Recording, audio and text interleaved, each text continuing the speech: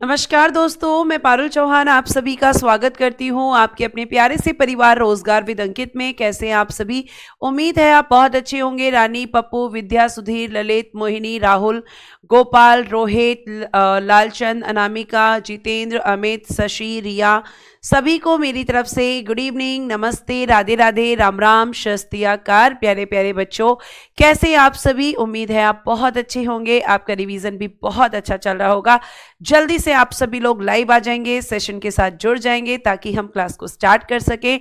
बेटा, आप जानते हैं कि कल की क्लास में मैंने आपको बात शुरू किया था संविधान का निर्माण। आज हम उसको कंप्लीट कर लेंगे। संविधान आपका जो है बन भी जाएगा और संविधान लागू भी हो जाएगा। दोनों ही काम आज की क्लास में हो जाएंगे और उसी में मैं आपको फिर पढ़ाऊंगी कि आपका जो संविधान है, जो आपका भारतीय संविधान है, हमारा जो भारतीय संविधान है, उसे बनाने के लिए कितने देशों से हमने किन किन चीजों को लिया है। आप सभी लोग बस ध्यान से चीजों को सुनेंगे, कमेंट पर कम फोकस करेंगे, कॉपी और पेन को हाथ में लेकर बैठना है, क्योंकि जितना पेन तुम्हारी कॉपी पर चलेगा उतना ही तुम्हारा दिमाग जो है वो पढ़ने में रहेगा और कमेंट से दूर रहेगा। उम्मीद करती हूं आप यहाँ पे चीजों को बहुत अच्छे से समझने का प्रयास करेंगे। बेटा, कल मैंने आपको बताया था कि आपकी संविधान सभा जो है उसने बुलाए थे 3 वाचन, और आपको मैंने बताया था कि वाचन क्यों बुलाए गए थे। तो प्रारूप समिति की रिपोर्ट पर विचार करने के लिए क्या पढ़ेंगे हम? संविधान सभा ने क्या बुलाए थे मैम? जो हमारी संविधान सभा है, जो हमारी कॉन्स्टिट्यूएंट असेंबली है, इसने बुलाए हैं 3 वाचन। संविधान सभा ने 3 वाचन बुलाए। तो ये 3 वाचन बुलाए गए थे, जिसमें से हम देखेंगे कि ये जो 3 वाचन हुए थे इनकी डेट क्या है, वाचन किसको कहते हैं, और क्या ये वाचन आज भी होते हैं? तो जी हाँ बेटा जी, वाचन को इंग्लिश में कहते हैं रीडिंग। ठीक है, क्या कहते हैं बेटा जी? रीडिंग कहते हैं। ये बात आप ध्यान रखेंगे। बेटा, आज के समय में आपके देश में जो काम आपकी संसद करती है, इस समय पर क्योंकि संसद नहीं बनी है, क्योंकि संसद इस समय पर नहीं बनी है, तो आपको ध्यान रखना है कि यह काम जो संसद का आज के समय पे है, उस समय पे कर रही थी आपकी संविधान सभा। तो इस संविधान सभा ने जो वाचन बुलाया था, पहला वाचन, ये बच्चा आपका 4 नवंबर से शुरू हुआ था। ध्यान से सुनिएगा, 4 नवंबर से इस वाचन को शुरू किया गया था। ये बात आप ध्यान रखेंगे। कौन से ईयर में? तो मैम 1948 में, और ये चला था 9 नवंबर 1948 को। और इसमें क्या करना था वाचन में? तो मैम प्रारूप समिति ने जो रिपोर्ट दी थी उस पर डिस्कशन करना था, उस पर विचार करना था, और उसमें जो कमियां थी उनको भी इसमें दूर करना था। तो हमें समझ नहीं आता कि वाचन क्या होता है, वाचन क्या होता है, ये हमें समझ में नहीं आता। तो बेटा, आप एक बात ध्यान रखना कि जो आपका प्रथम वाचन होता है, इसमें क्या होगा, समझाने का काम मैं साइड में कर रही हूं। प्रथम वाचन में या फर्स्ट रीडिंग में बच्चे, इसमें आपके 2 काम हुए थे कि एक तो आपकी रिपोर्ट को पेश किया गया था, ठीक है, किसके सामने? संविधान सभा के सदस्यों के सामने। और दूसरा बेटा जी, जो रिपोर्ट थी उसकी प्रतिलिपियां, रिपोर्ट की प्रतिलिपियां, प्रतिलिपियां क्या होती है मैम? Photo copies. रिपोर्ट की प्रतिलिपियां यानी कि हम कह सकते हैं photo copies of report, photo copies of report. ठीक है, रिपोर्ट की प्रतिलिपियां क्या किया गया था? इन्हें सदस्यों के बीच बांटा गया था। सदस्यों के बीच इनका क्या किया गया था? सदस्यों के बीच इनका किया गया था विभाजन। तो डिवीजन बिटवीन मेंबर्स, क्या किया गया था? Division between members. क्यों बांटा गया था मैम? क्योंकि बेटा जी जब सेकंड वाचन होगा, ठीक है, जब सेकंड वाचन होगा तो उसमें होगी डिस्कशन, उसमें होगी बहस, और जब बहस होगी, किसी भी चीज पर डिस्कशन होगा, तो जिस चीज पर डिस्कशन होने जा रहा है उस चीज की हमें जानकारी होनी चाहिए। तो सेकंड रीडिंग में क्या होता है? डिस्कशन होता है, चर्चा होती है। चर्चा कौन करता है? तो संविधान सभा के सारे सदस्य। और थर्ड रीडिंग में क्या होता है? थर्ड रीडिंग में मैम जो रिपोर्ट होती है उसको पास किया जाता है पारित कर दिया जाता है, उसे फाइनली एक्सेप्ट कर लिया जाता है कि जितनी भी कमियां थी वो सारी हमने सेकंड रीडिंग में क्या कर दी हैं, सारी की सारी सेकंड रीडिंग में हमने खत्म कर दी हैं। सेकंड रीडिंग आपकी सबसे लंबी होती है, कारण क्योंकि उसमें रिपोर्ट के हर एक पॉइंट को डिस्कस किया गया था, उसमें रिपोर्ट के हर एक पॉइंट को डिस्कस किया गया था। ठीक है, तो आप देखेंगे यहां पर कि फर्स्ट रीडिंग 4 नवंबर 1948 से शुरू हुआ और 9 नवंबर 1948 तक ही चला, क्योंकि इसमें केवल रिपोर्ट को संविधान सभा के सदस्यों के सामने रखा गया और उसके बाद में अगर हम बात करें तो उस रिपोर्ट की जो फोटोकॉपीज थी उनको आपके सदस्यों के बीच में बांट दिया गया कि भाई इसको पढ़कर आना। पढ़कर क्यों आना? ताकि जब नेक्स्ट रीडिंग होगा तो आप उसमें डिस्कशन कर सकें, आप उसके बारे में चर्चा कर सकें। जब आप पढ़ लोगे तो आप बता पाओगे इसमें क्या कमियां हैं और इसमें क्या सुधार होने चाहिए। तो अब आपकी बारी आई सेकंड रीडिंग की। तो मैंने आपको बताया था कि सेकंड रीडिंग जो है या आपका जो दूसरा वाचन है ये सबसे लंबा था और ये शुरू हुआ था 15 नवंबर 1948 से इसको शुरू किया गया था और बेटा जी ये 17 अक्टूबर 1949 तक चला था। तो आप कह सकते हो सबसे लंबा कौन सा था, तो आप कहोगे सेकंड रीडिंग, यानी कि लॉन्गेस्ट। लॉन्गेस्ट रीडिंग कौन सी थी आपकी? आप कहोगे मैम सेकंड थी। क्लियर है? उसके बाद बेटा जी आपकी जो रिपोर्ट है उस पे यहाँ पे सब डिस्कस हो चुका, जो भी कमियां थी वो सब दूर हो चुकी और केवल अब एक ही काम बचा था, आपका संविधान बनाना। तो जो थर्ड रीडिंग हुई थी उसमें बेटा जी क्या किया गया था, रिपोर्ट को फाइनली यहां पर कहेंगे मैम 14 नवंबर 1949 से ये स्टार्ट हुआ था और 26 नवंबर 1949 तक ये चला था। और ये डेट अगर आप बहुत ध्यान से देखेंगे तो ये बहुत ही इंपॉर्टेंट डेट है, 26 नवंबर 1949।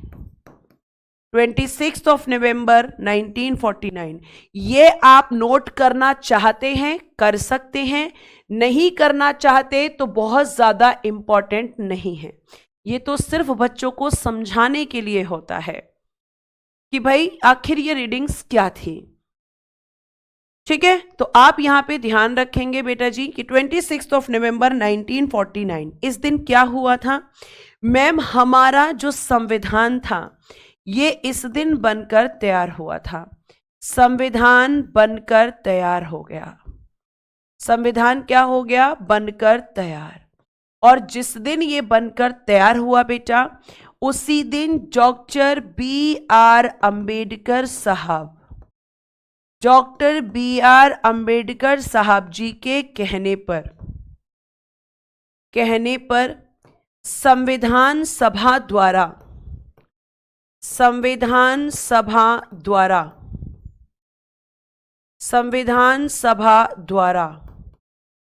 by the Constituent Assembly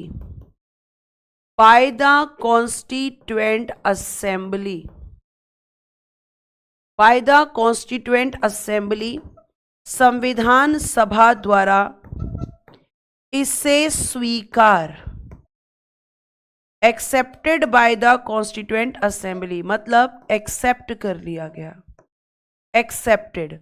अब इस स्वीकार को कहते हैं बेटा जी आपकी कॉन्स्टिट्यूशनल लैंग्वेज में आत्मार्पित, अधिनियमित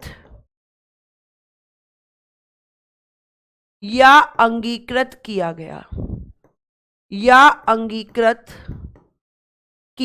गया, इसको इंग्लिश में केवल एक ही वर्ड कहेंगे, एक्सेप्टेड। और हिंदी में 3 वर्ड यूज होंगे, आत्मार्पित, अधिनियमित, अंगीकृत। बाकी इसका मतलब है एक्सेप्टेड, स्वीकार कर लिया गया। किसने कहा इसे एक्सेप्ट करने के लिए? Doctor B.R. अम्बेडकर साहब जी ने कहा था मैम।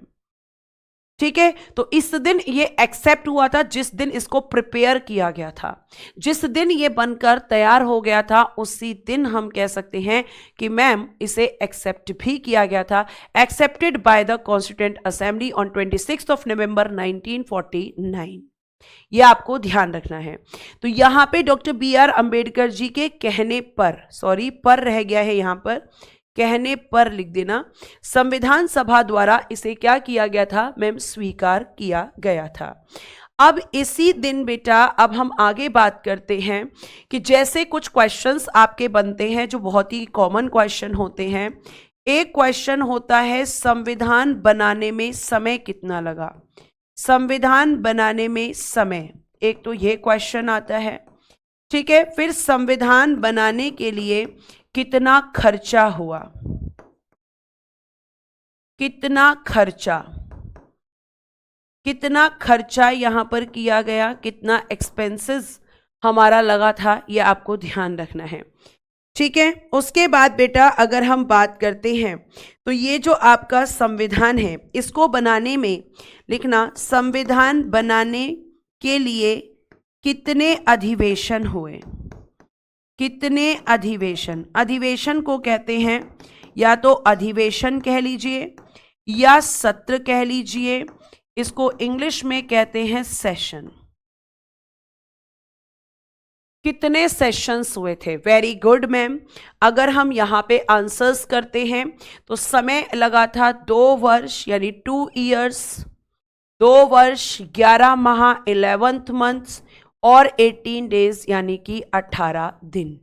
2 इयर्स 11 मंथ 18 डेज हमारा यहाँ पर समय लगा था, ठीक है। कितना खर्चा आया था तो एग्जैक्ट डेटा है 6396,729 रुपीज।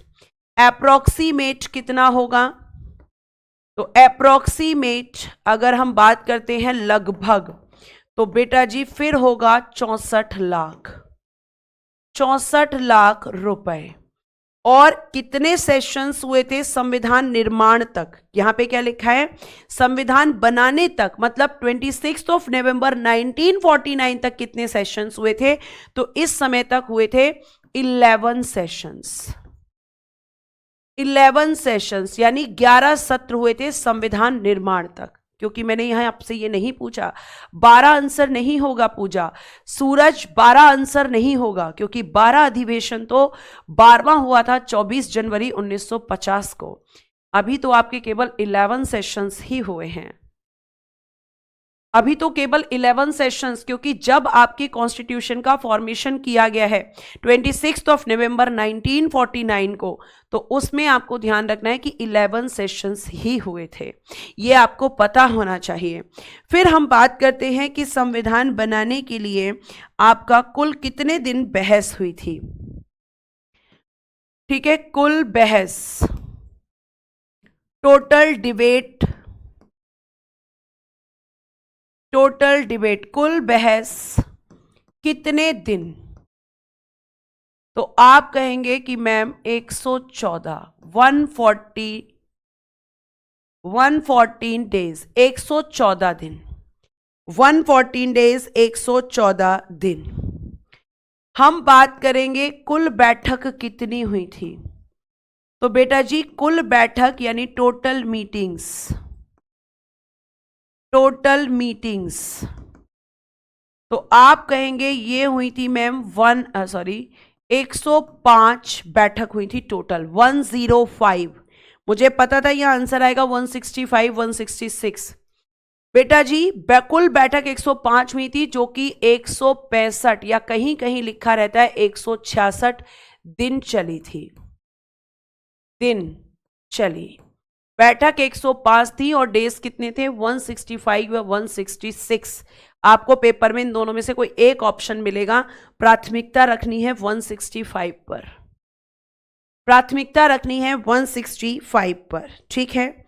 उसके बाद में प्यारे बच्चे हमारा संविधान बनाने के लिए कुल कितने देशों के, कुल कितने देशों के संविधान का अवलोकन हुआ था, संविधान का अवलोकन, कुल कितने देशों के संविधान का अवलोकन किया गया था। अवलोकन होता है बेटा जी ऑब्जर्व,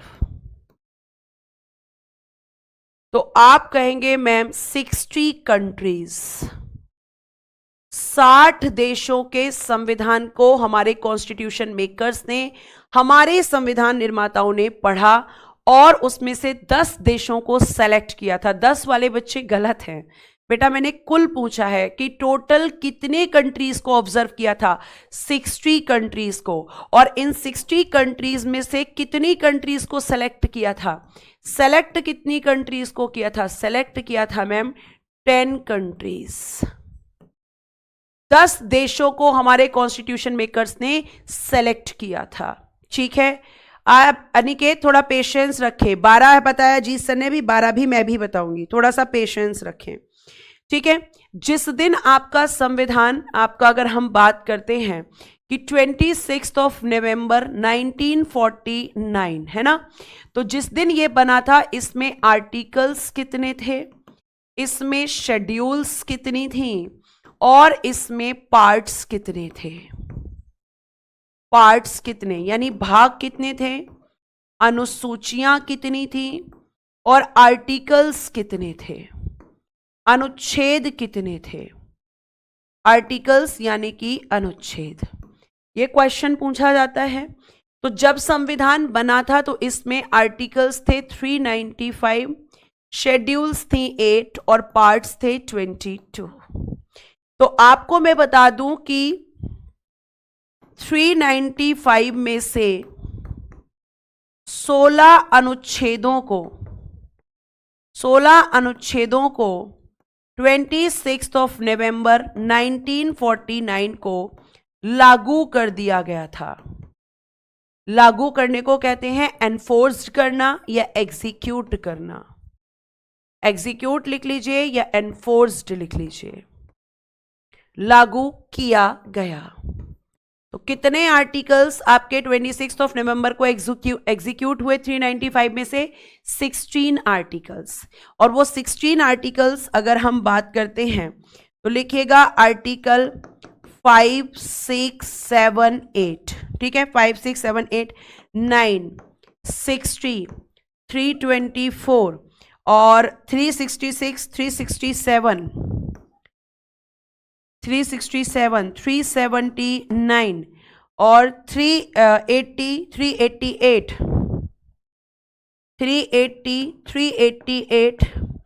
391, 392, 393 और 394। ये 16 आर्टिकल्स आपके 26 नवंबर 1949 को एग्जीक्यूट किए गए थे, लागू किए गए थे। गिन लीजिए एक बार, देखिए 1, 2, 3, 4, 5, 6, 7, 8, 9, 10, 11, 12, 13, 14, 15, 16। ठीक है, ये आपको ध्यान रखना है। तो ये कितने आपके लागू किए गए थे? आप कहोगे कि मैम 16 आर्टिकल्स। अब हम आते हैं आपके इस इंपॉर्टेंट एक और डेट में। अगर आप डेली क्लास नहीं करेंगे तो बेटा समझ नहीं आएगा, लेकिन अगर आप डेली क्लास करेंगे तो 100% आपको सब समझ में आएगा। ये सब तो फैक्ट हैं, ये सब तो फैक्ट हैं भाई। एक तो हिंदी इंग्लिश का बड़ा इशू है बेटा। हिंदी में मैं ज़्यादातर चीज़ें बोलती हूँ और इंग्लिश में टफ वर्ड्स को ही मैं लिखूंगी। टोटल हिंदी टोटल इंग्लिश ऐसा नहीं है, दोनों ही भाषाओं में आपकी क्लास बाइलिंगुअल फॉर्म में चल रही है। ठीक है, आगे चलिए। अब नेक्स्ट इंपॉर्टेंट डेट कौन सी है? बच्चा कह रहा है 26 जनवरी 1950। जी नहीं बेटा, इससे पहले एक बहुत ही इंपॉर्टेंट डेट है जिसे आप कहते हैं 24 जनवरी 1950। और इसी दिन क्या हुआ था? चलिए अब हम आ जाते हैं, जो बच्चे कह रहे थे 12 अधिवेशन लिखवाए हैं अजीत सर ने। ठीक है, तो देखिए बेटा जी, अगर मैं बात करती हूं तो इस दिन हुआ था संविधान सभा का अंतिम अधिवेशन। संविधान सभा जो है इस दिन इसका क्या हुआ था? अंतिम अधिवेशन। संविधान सभा का अंतिम अधिवेशन, last session of constituent assembly.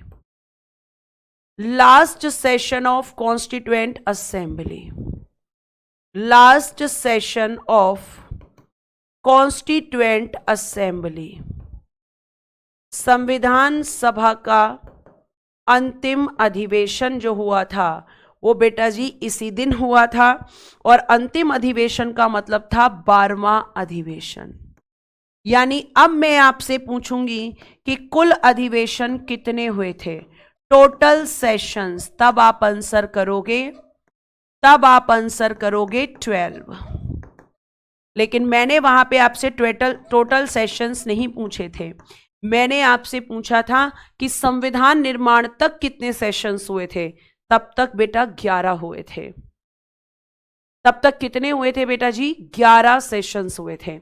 लेकिन आपका जो 12th नंबर का सेशन हुआ है वो 24 जनवरी 1950 को हुआ है, तो टोटल सेशंस हुए थे बच्चे, आप कह सकते हो 12। ठीक है।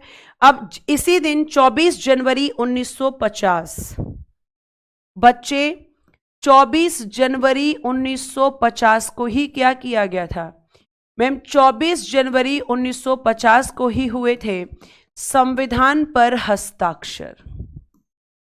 संविधान पर हस्ताक्षर किए गए थे, आपको बता दूं सिग्नेचर किए गए थे। और इस समय आपका जो संविधान है इस पर जब सिग्नेचर किए गए थे तो कितने मेंबर्स ने किए थे, 284 मेंबर्स, 284 सदस्यों ने। कितने सदस्यों ने किए थे, 284 सदस्यों ने। और पूछा जाता है कि जो संविधान है इस पर प्रथम हस्ताक्षर किसका था, फर्स्ट सिग्नेचर किसने किया था, फर्स्ट सिग्नेचर। तो बेटा आपको ध्यान रखना है कि जो फर्स्ट सिग्नेचर करने वाले थे वो थे आपके डॉक्टर राजेंद्र प्रसाद जी। आप कहोगे नहीं मैम, पंडित जवाहरलाल नेहरू जी, ब्रैकेट में लिख लेना, पंडित जवाहरलाल नेहरू जी ने क्या किया था, गलती से हस्ताक्षर किया था, गलती से सिग्नेचर कर दिया था, लेकिन उनके सिग्नेचर को ऑफिशियल नहीं माना गया। ऑफिशियल सिग्नेचर माना गया था डॉक्टर राजेंद्र प्रसाद जी के सिग्नेचर को, क्योंकि आपके डॉक्टर राजेंद्र प्रसाद जी का ही अधिकार था उस पर सबसे पहले सिग्नेचर करने का। ठीक है, ये आपको ध्यान रखना है। तो आप कहेंगे कि मैम यहां पर सिग्नेचर करने वाले टोटल 284 सदस्य थे, जिसमें आपका first signature doctor Rajendra Prasad ji ने किया था। अब आप फिर से यहां पे, हाँ जी, तिरछे कर दिए थे इन्होंने सिग्नेचर डॉक्टर। अब देखिए यहां पर अगर हम बात करते हैं तो 24 जनवरी 1950 का एक और कॉन्सेप्ट है बेटा जी। 24 जनवरी 1950 को क्या किया गया था, और मैम इसी दिन अगर हम बात करते हैं तो जो जनगण मन है, जनगण मन, बताइए बेटा इसको राइटर कौन है, ये है आपका नेशनल एंथम, ये है मैम हमारा राष्ट्रीय गीत, सॉरी राष्ट्रीय गान, नेशनल एंथम। और एक है मैम हमारा वंदे मातरम, वंदे मातरम, ये है हमारा नेशनल सॉन्ग, राष्ट्रीय गीत।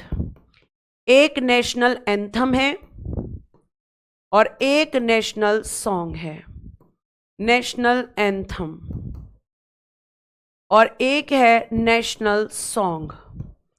तो ये जो आपका एक्सेप्ट किया गया था इसी दिन इन्हें क्या किया गया था, आप कहेंगे इन्हें किया गया था इसी दिन स्वीकार, इसी दिन इन्हें एक्सेप्ट किया गया था आपकी संविधान सभा द्वारा। बेटा जो आपका जनगण मन है, जनगण मन, ठीक है, नेशनल एंथम, इसके राइटर हैं, इसके लेखक हैं रविंद्रनाथ टैगोर जी, रविंद्रनाथ टैगोर जी हैं।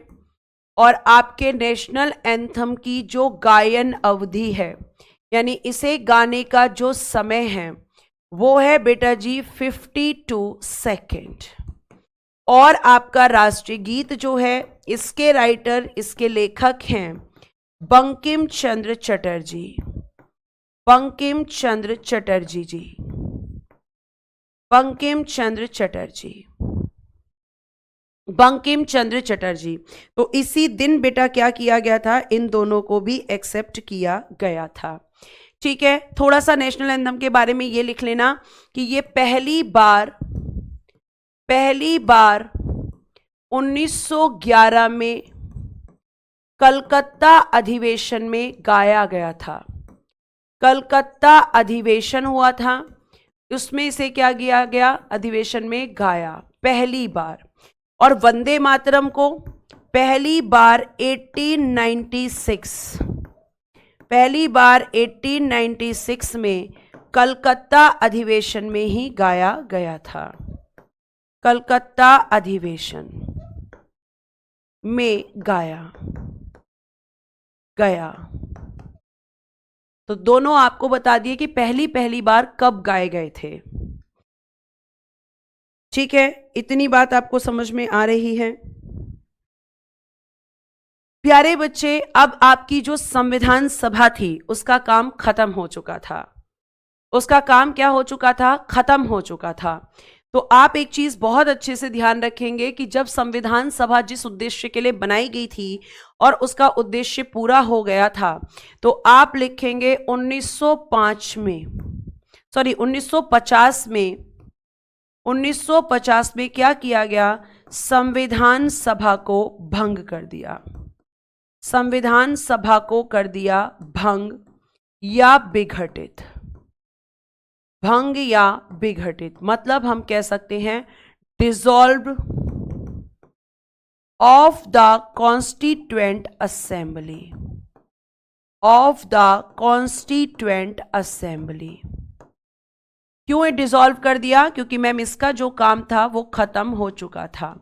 और इस कॉन्स्टिट्यूएंट असेंबली की, इसको क्या नाम दे दिया, इसकी जगह बनाई बेटा जी अंतरिम संसद, अंतरिम संसद इसे नाम दिया गया, अंतरिम संसद इसे नाम दिया गया। मतलब अब ये किस नाम से काम करेगी मैम, इंटरिम पार्लियामेंट। संविधान सभा किस रूप में काम करेगी, अब इंटरिम पार्लियामेंट के रूप में काम करेगी। और इंटरिम पार्लियामेंट मतलब अस्थाई संसद, यानी जब तक परमानेंट पार्लियामेंट नहीं बनेगी तब तक मैम यही पार्लियामेंट के रूप में काम करेगी। और इसीलिए हम इसको कहेंगे इंटरिम पार्लियामेंट, इसीलिए हम इसको कहेंगे आपका अंतरिम संसद। क्योंकि जो आपकी परमानेंट पार्लियामेंट बनी थी, जो आपकी स्थायी संसद बेटा बनी थी, वो कहां बनी थी, वो सॉरी कब बनी थी, 1952 में। यानी 1950 से लेकर संविधान सभा ने ही एक नए नाम से काम किया था, और वो क्या थी, इंटरिम संसद। यानी संविधान सभा के नाम को चेंज करके क्या कर दिया गया, इंटरिम पार्लियामेंट। और इंटरिम वर्ड बच्चे अगर कहीं भी लगता है,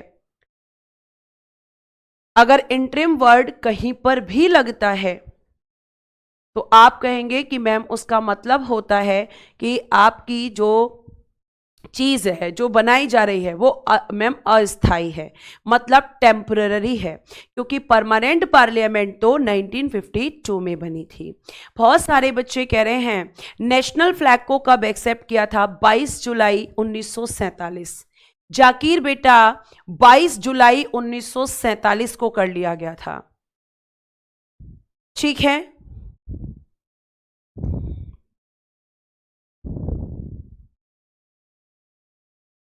ठीक है।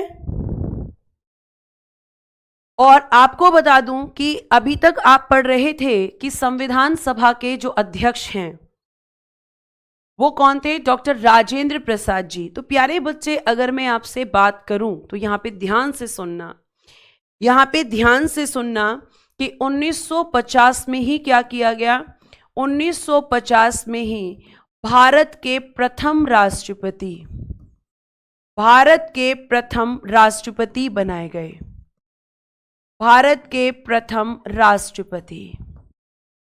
और ये कौन बने थे, यानी हम कह सकते हैं first president of India, first president of India 1950 में ही बनाए गए थे।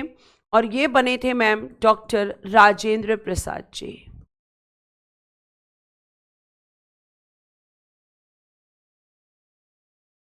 ये सब आपको पता होगा।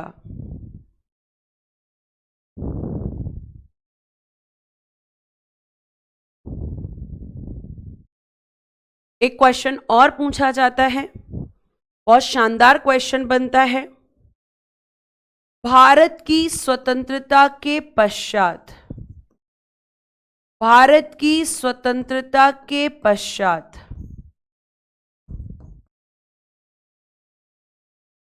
After independence of India, after independence of India,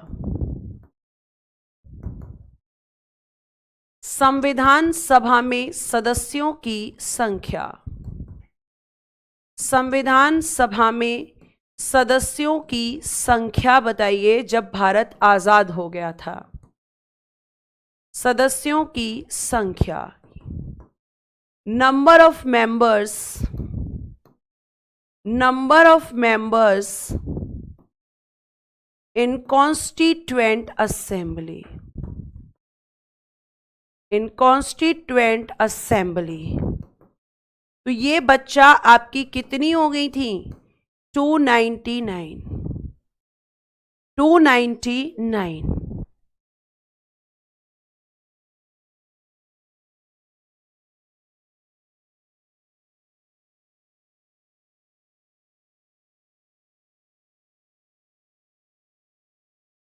बेटा 299, ठीक है। अगर मैं आपसे बात करती हूं तो जो ये 299 मैं आपको बता रही हूं यहां पर, ये जो 299 आप नंबर देख रहे हैं, तो ये कैसे हुआ? तो आपको पता है कि भाई भारत से अलग पाकिस्तान बना था। बेटा पाकिस्तान का निर्माण हुआ था, मैं साइड में लिख देती हूं कि जो पाकिस्तान का निर्माण हुआ था बच्चे, पाकिस्तान का निर्माण हुआ था आपका 14 अगस्त 1947 को, है ना। और उसके बाद में बेटा जी क्या हुआ मैम? उसके बाद हुआ भारत स्वतंत्र। और भारत स्वतंत्र कब हुआ था? 15 अगस्त 1947 को। इसीलिए हम 15 अगस्त 1947 को इंडिपेंडेंस डे सेलिब्रेट करते हैं। तो आपको पता है कि जब भारत से अलग पाकिस्तान बना तो आपके भारत से बहुत सारे लोग कहां चले गए? पाकिस्तान। तो पॉपुलेशन कम हुआ, और पॉपुलेशन कम हुआ तो सीटें भी तो कम होंगी। अब इसी बात पे मेरा आपसे प्रश्न है कि स्वतंत्रता से पहले संविधान सभा में सदस्यों की संख्या कितनी थी? जल्दी बताइए, जल्दी मुझे बताइए फटाफट से कि स्वतंत्रता से पहले संविधान सभा में सदस्यों की संख्या कितनी थी, क्योंकि ये आप बहुत अच्छे से जानते हैं। अब आपकी एक मैं बहुत ही इंपॉर्टेंट डेट लिखने जा रही हूं, और वो डेट कौन सी है मैम? उस डेट को हम कहते हैं 26 जनवरी 1950, 26 जनवरी 1950। इस दिन क्या हुआ था मैम? इसी दिन हुआ था हमारा जो संविधान है, संविधान लागू हुआ था। Enforced the constitution, enforced the constitution, ठीक है। कॉन्स्टिट्यूशन पूरा लिख लीजिएगा, एनफोर्स्ड द कॉन्स्टिट्यूशन 26 जनवरी 1950 को। वेरी गुड मैम, 389 वाले बच्चे बिल्कुल सही हैं।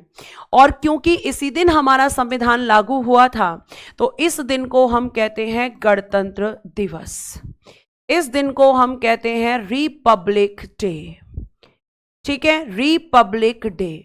और अगर आपसे क्वेश्चन ये पूछ लिया जाए कि भाई ये बताओ संविधान दिवस, संविधान दिवस, या आपसे पूछा जाए कि मैम आपका विधि दिवस, कॉन्स्टिट्यूशनल डे या लॉ डे किसको कहते हैं?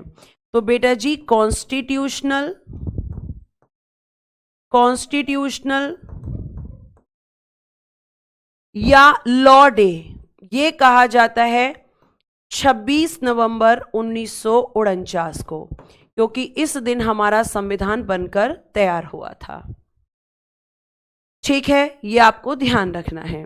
आगे प्यारे बच्चे अगर मैं आपसे बात करूं तो आपको कुछ फैक्ट्स मैं बताती हूं। जैसे हमारा जो संविधान है, आपको बताना है संविधान का प्रकाशन कहां से हुआ, संविधान का प्रकाशन कहां से किया गया था, मतलब पब्लिश्ड कहां से किया गया था आपके इंडियन कॉन्स्टिट्यूशन को।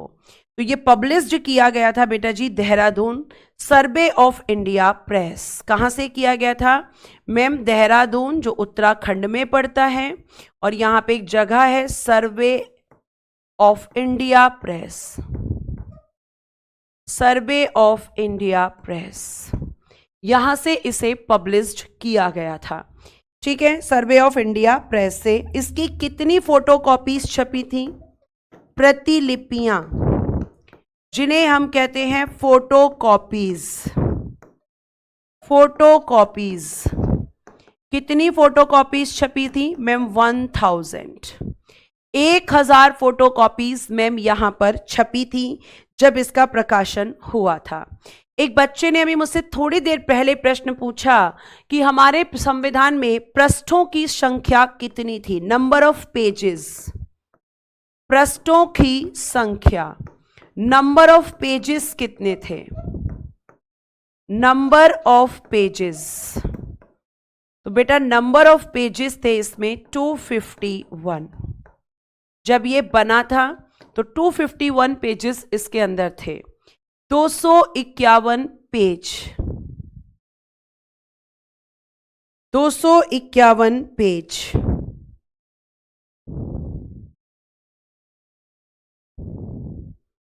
ठीक है, एक और एक फैक्ट कि भाई संविधान को किसने लिखा? किसने लिखा, ये क्वेश्चन पूछा जाता है।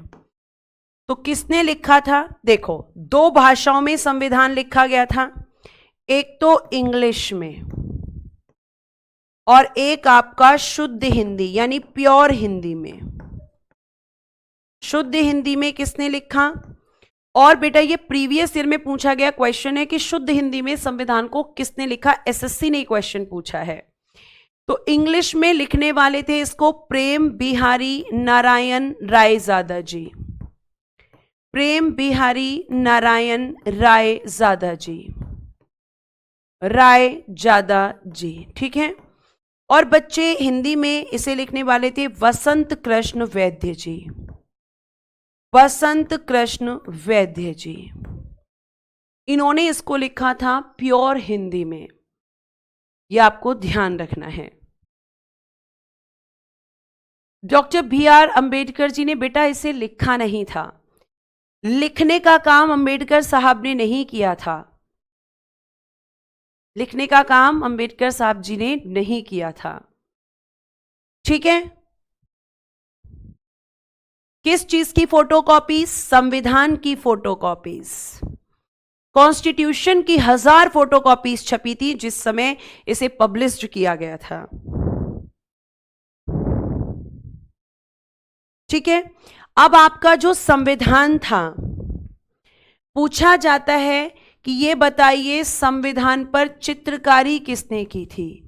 जो आपका संविधान है इस पर चित्रकारी यानी डिजाइनिंग किसने की थी? तो मैम नंदलाल बोस जी, नंदलाल बोस जी और राम मनोहर सिन्हा जी, राम मनोहर सिन्हा जी। इन दोनों लोगों ने मिलकर हमारे कॉन्स्टिट्यूशन पर डिजाइनिंग की थी, हमारे संविधान पर क्या की थी? डिजाइनिंग। और लास्ट आपको अब कुछ फैक्ट लिखवाती हूं। जैसे एक क्वेश्चन आपसे पूछा जाता है कि भारतीय संविधान का जनक कौन था? भारतीय संविधान का जनक, father of Indian constitution, father of Indian constitution, Indian constitution. फिर एक पूछा जाता है विश्व का प्रथम लिखित संविधान, विश्व का प्रथम लिखित संविधान, first written constitution, first written constitution in the world. विश्व में लिखित प्रथम संविधान। नेक्स्ट, विश्व का सबसे बड़ा संविधान। सबसे बड़ा मतलब लॉन्गेस्ट कॉन्स्टिट्यूशन। विश्व में longest constitution in the world.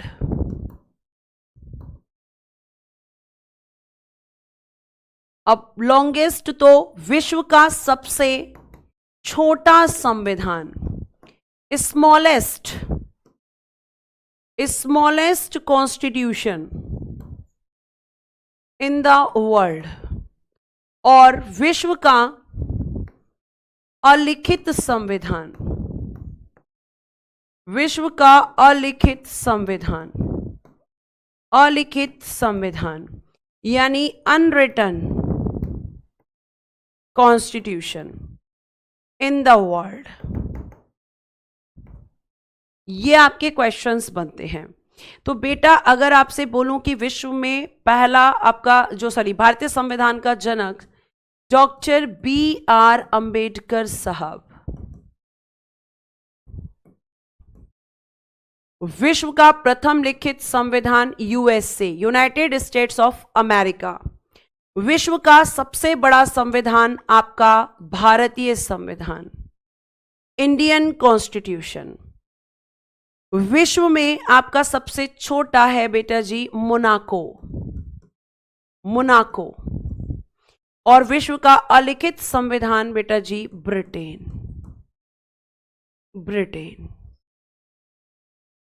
क्या है बेटा जी? ब्रिटेन।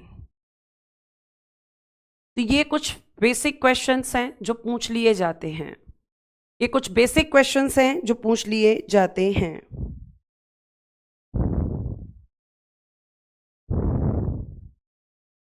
अब मैं आपको एक चीज बताने जा रही हूं और वो आपको बहुत अच्छे से ध्यान रखनी है बच्चे, कि आपकी जो संविधान सभा थी उसने बनाई थी कुछ समितियां, है ना।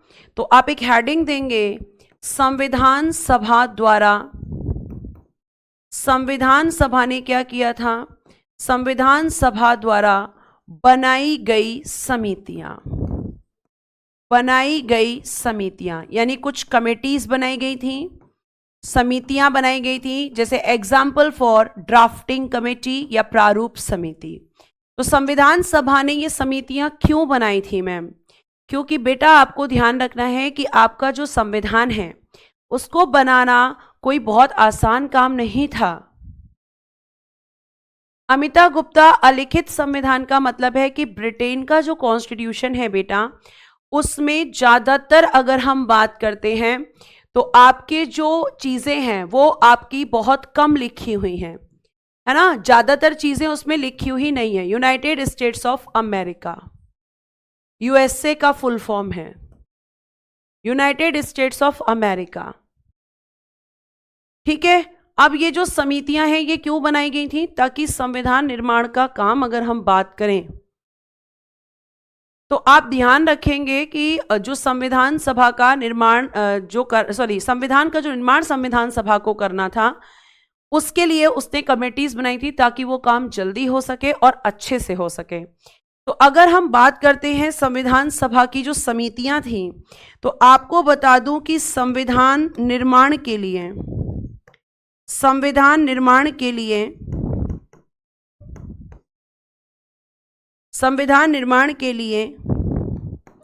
22 समितियों का गठन किया गया था, 22 समितियों का गठन हुआ था, ठीक है, 22 समितियों का गठन। और ये जो 22 समितियां थीं, इनमें से बेटा जी अगर मैं बात करूं तो 14 छोटी समितियां थीं, 14 छोटी समितियां थीं, और बेटा जी 8 बड़ी समितियां थीं, यानी इन्हें कहेंगे स्मॉलेस्ट कमेटीज। स्मॉलेस्ट कमेटी कितनी थी मैम? 14। और बिगेस्ट कमेटीज कितनी थी? तो मैम 8, ठीक है। अब उसमें से आपको मैम हमें क्या करना है, आपको सारी नहीं पढ़नी है, आपको सारी नहीं पढ़नी है। आपके लिए मैंने एक लिस्टिंग यहाँ बनाई है। आप कहेंगे कि पीडीएफ, जी हाँ, क्योंकि ये काम पीडीएफ का ही है। तो जहाँ पीडीएफ का काम होगा वहाँ पीडीएफ, जहाँ पीडीएफ का काम नहीं है, लिखने का काम है, वहाँ हाथ से लिखकर बताया जाएगा। अब इसे मैं क्यों नहीं लिखकर बता रही हूँ, क्योंकि इसमें केवल आपको इतना याद रखना है कि कौन सी समिति के कौन चेयरमैन थे, केवल इतना। आपको डीप में नहीं पढ़ना है कि भाई इस समिति ने क्या किया, इस समिति का क्या रोल था, है ना। तो आपको ध्यान रखना है बच्चे कि आपकी जो संविधान सभा की समितियां हम पढ़ने जा रहे हैं, उसमें सबसे पहले जो मैं आपको पढ़ा चुकी हूं ड्राफ्टिंग कमेटी। आप ये पढ़ चुके हैं कि नहीं? हाँ जी मैम। इसके चेयरमैन कौन थे? डॉक्टर भीमराव अंबेडकर साहब, केवल इतना। उसके बाद जो इंपॉर्टेंट होंगी उन पे मैं इंपॉर्टेंट भी लिखती चली जाऊंगी। फिर एक है आपकी संघ संविधान समिति, पंडित जवाहरलाल नेहरू जी इसके चेयरमैन थे, केवल फैक्ट है, केवल फैक्ट है। चेयरमैन कौन थे इसके? संघ संविधान समिति के पंडित जवाहरलाल नेहरू जी, ठीक है, पंडित जवाहरलाल नेहरू जी। उसके बाद में प्रांतीय संविधान समिति, तो आप कहेंगे सरदार वल्लभ भाई पटेल जी। सरदार वल्लभ भाई पटेल जी किसके चेयरमैन थे? मैम प्रोविंशियल कॉन्स्टिट्यूशनल कमेटी, प्रांतीय संविधान समिति जो थी उसके थे हमारे सरदार वल्लभ भाई पटेल जी। मूल अधिकार एवं अल्पसंख्यक समिति, मैम ये चारों इंपॉर्टेंट हैं। यस बेटा, ये पूछे गए क्वेश्चंस हैं प्रीवियस ईयर में, तो आपके इसमें भी थे सरदार वल्लभ भाई पटेल जी। तो बस इतना आपको ध्यान रखना है। इसकी पीडीएफ, ऑफ कोर्स ये पीडीएफ आपको मिलेगी, ये पीडीएफ आपके पास जाएगी, ठीक है। आगे देखिए, आगे हम बात करते हैं, इनको आपको केवल पढ़ना है, ये काम आप खुद से भी कर सकते हैं। एक बहुत इंपॉर्टेंट कमेटी आती है जिसका नाम है फ्लैग कमेटी, यानी झंडा समिति, जिसके चेयरमैन हैं डॉक्टर राजेंद्र प्रसाद जी। कई किताबों में इसके चेयरमैन लिखे रहते हैं आचार्य जेबी कृपलानी जी, लेकिन वो गलत है बेटा, वो गलत है। डॉक्टर राजेंद्र प्रसाद जी ही आपकी झंडा समिति के चेयरमैन थे। आपको इसके अलावा कुछ याद नहीं रखना कि ये कब बनी थी, कौन सदस्य थे, केवल इनका नाम और इनके चेयरमैन, इतना ही आपसे पूछा जाएगा।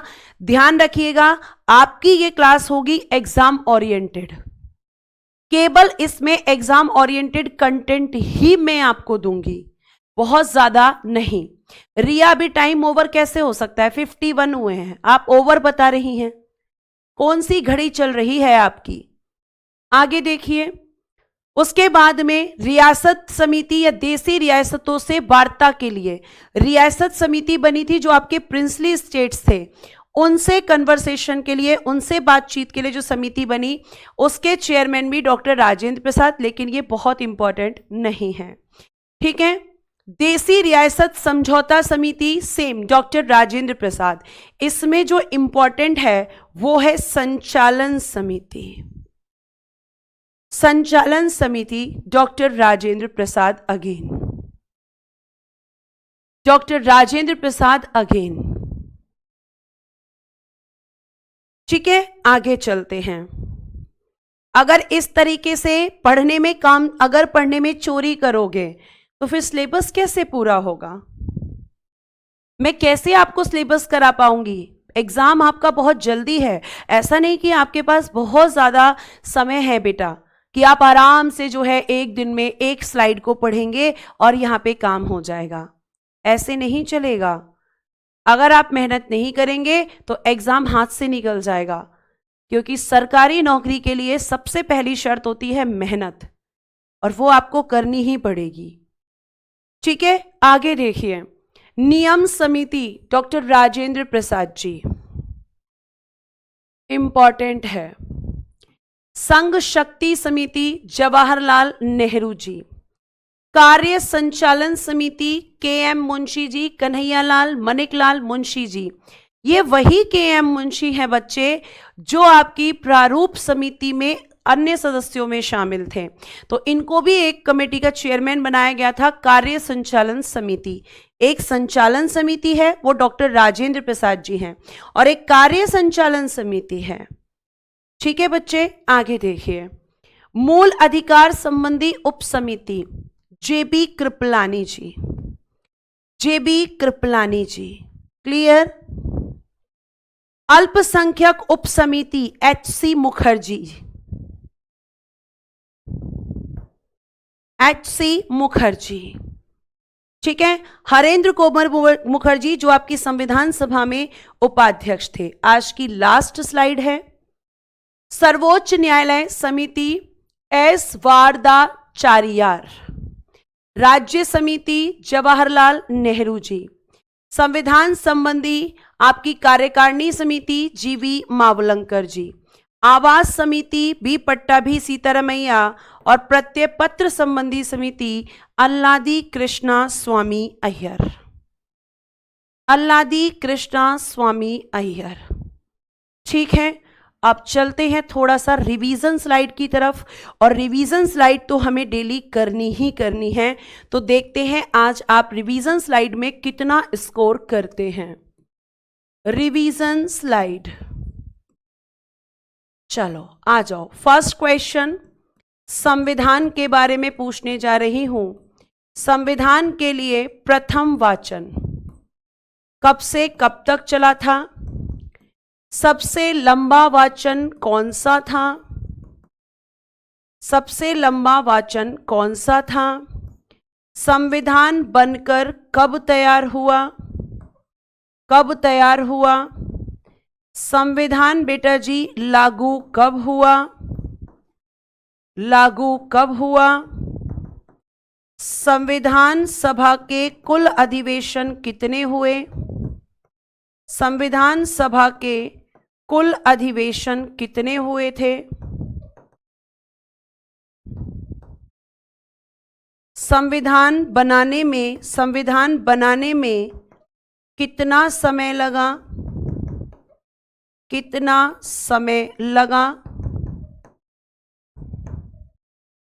नेक्स्ट, संविधान बनाने में कितना खर्चा हुआ? संविधान का प्रकाशन कहां से हुआ? का प्रकाशन। संविधान पर कितने लोगों ने हस्ताक्षर किए? हस्ताक्षर। टोटल आपको बताने हैं कितने सदस्य थे। ये सब आपका कॉन्फिडेंस बूम करने के लिए है, सब आपका कॉन्फिडेंस बढ़ाने के लिए किया जाता है कि तुमने जितना पढ़ा उसमें से तुम्हें कितना याद है। ठीक है, उसके बाद में बेटा नेक्स्ट आपको बताना है कि आपका जो है संविधान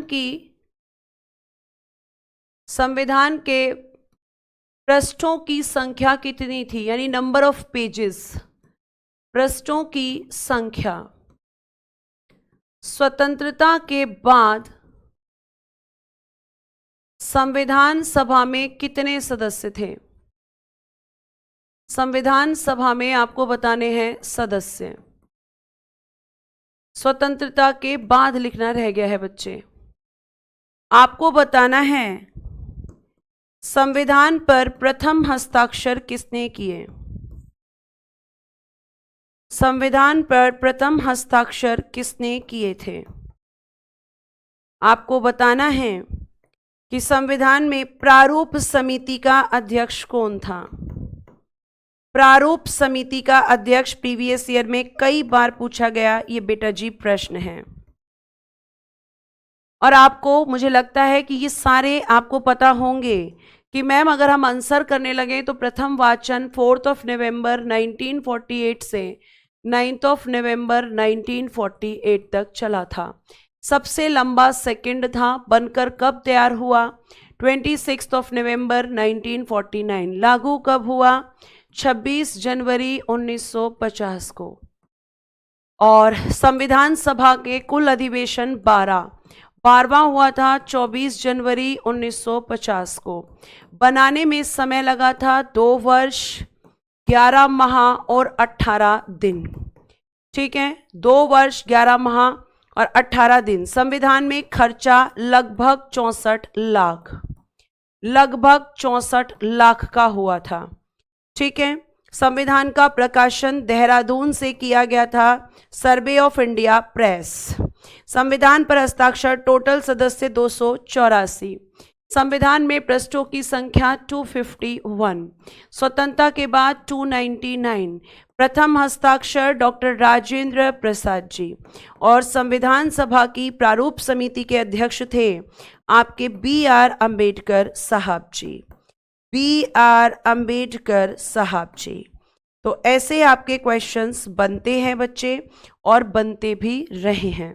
उम्मीद करती हूँ कि आपको काफ़ी हद तक चीज़ें मैं क्लास में याद कराने में कामयाब हो पाती हूँ। तो आप यहाँ पे मुझे एक बार अपनी स्माइल करके ज़रूर बताएंगे क्लास आपको कैसी लगी। बेटा, हमें सिलेबस को अच्छे से करना है, बहुत बढ़िया से करना है, और हमारा कोई भी क्वेश्चन पॉलिटी में छूटना नहीं चाहिए। ये हमें पूरा प्रयास करना है। ये ध्यान रखना, जब तक तुम नहीं हारोगे तब तक तुम्हें कोई हरा नहीं सकता। जब तक तुम खुद नहीं हारोगे तब तक तुम्हें कोई हरा नहीं सकता। और जब तुम नहीं हारोगे तो सरकारी नौकरी पे तुम्हें जाने से कोई रोक नहीं सकता, कोई रोक नहीं सकता।